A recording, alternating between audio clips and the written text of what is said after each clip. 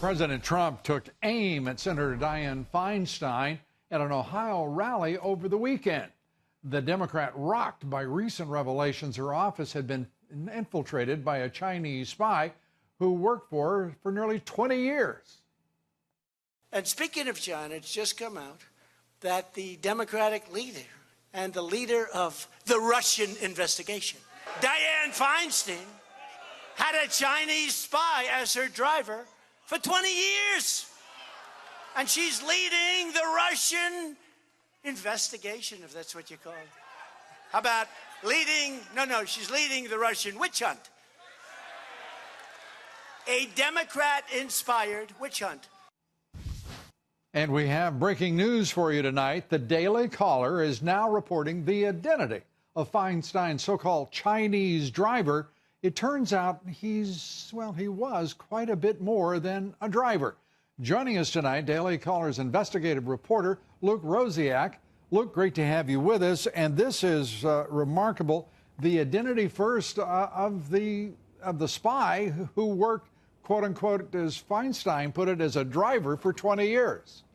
This is a guy named Russell Lowe, L-E-W-E. He's a Chinese American who was her office manager for 20 years, so he's not a low-level guy. Did you say office manager? He was office manager in San Francisco, so he was higher up. He was meeting with ambassadors. He was, attending high-profile events. He was not a gopher. He was not just a mere driver, as Feinstein characterized him. Well, perhaps she mischaracterized or misremembered.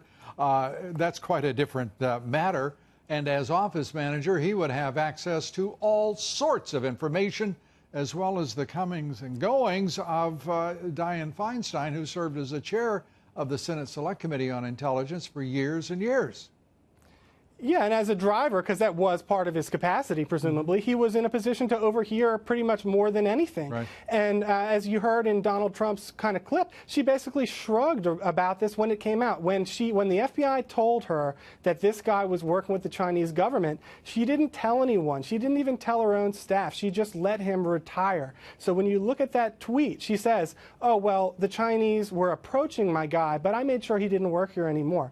They weren't approaching him. They were working with him. And she let him, she phrases that carefully because she didn't even fire this guy. This guy retired with a pension. He is now working at what appears to me to be a propaganda outfit in San Francisco, pushing dirt on Japan. So this isn't a guy that was merely recruited by China. He's a sort of a player in these geopolitical warfare battles, sort of this militant Chinese guy who's professionally involved in this kind of thing. And he's out there actually continuing to make speeches where he is billed as a former aide to Dianne Feinstein. And that's what happens when you cover up things like that. The people get to go ride your coattails and continue to associate with you. He's not disgraced.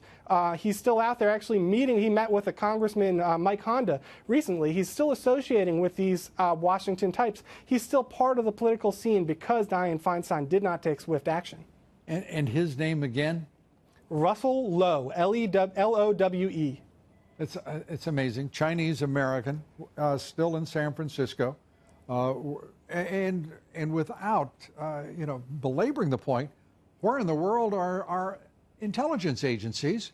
They are the ones who informed Feinstein of his that he had handlers, not just simply people with whom he had little conversations, had handlers from the Chinese government driving his efforts. Right, and when you witness a cover-up like this, who knows what you can believe, but the limited information that we've heard is that they said, okay, he stole political information, but not national intelligence, so we're not going to prosecute him, which, by the way, of course you can prosecute. The FBI finds ways of prosecuting people when they want to. For one thing, you could presumably charge him with the Foreign Agent Registration Act, just like Manafort. But what the sense that I get is that Feinstein told them, hey, there's no need to prosecute this, let's just make it go away quietly, and the FBI was happy to do her bidding.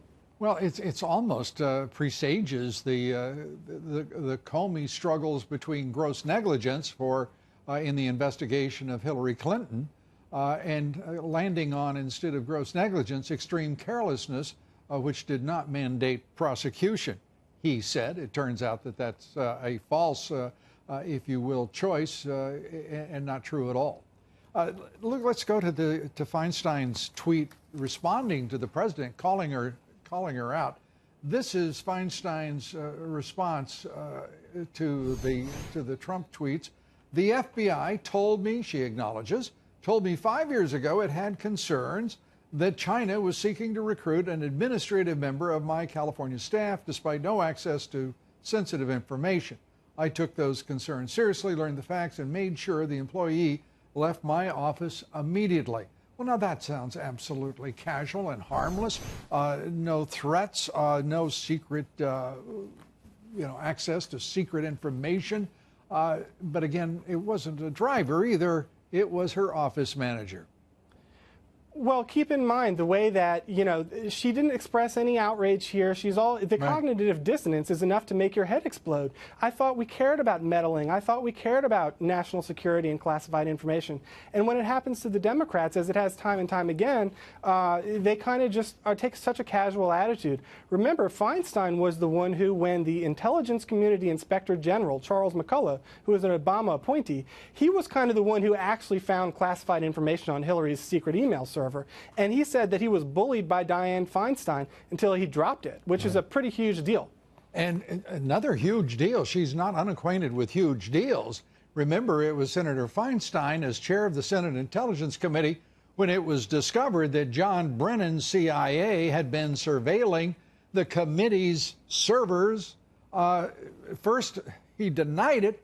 So they not only spied on the Senate Intelligence Committee, which has oversight responsibility in addition to everything else. If that wasn't bad enough, they were in charge of oversight. First of all, he denied doing so, then had to admit he did.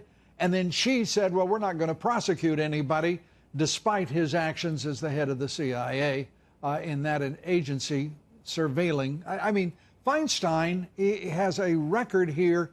One wonders why anyone listened to her when they started talking about a special counsel, for crying out loud. Right, and this is kind of what the Congress does. They would rather be compromised than embarrassed. And she just said, look how embarrassing this is. The Chinese must be laughing at us. And I think they are. I think the Chinese are laughing all the way to the bank when this guy is still out there in public life with no consequences. Well, maybe this explains something else, Luke, that's worth pursuing, and that is maybe the Chinese had so much on her that she was incapable of giving up her access or in any way thwarting the many sources at the CIA that she had access to and who were sharing intelligence with her and her committee. This looks very dangerous and potentially extraordinarily explosive. Yes, and look at how the FBI handled it. They merely told her what they had learned and allowed her to handle that. Contrast that to what they did with Donald Trump when they basically infiltrated the campaign instead of just going to him and saying, look, there may be problems with your staffers. We wanted to make you aware.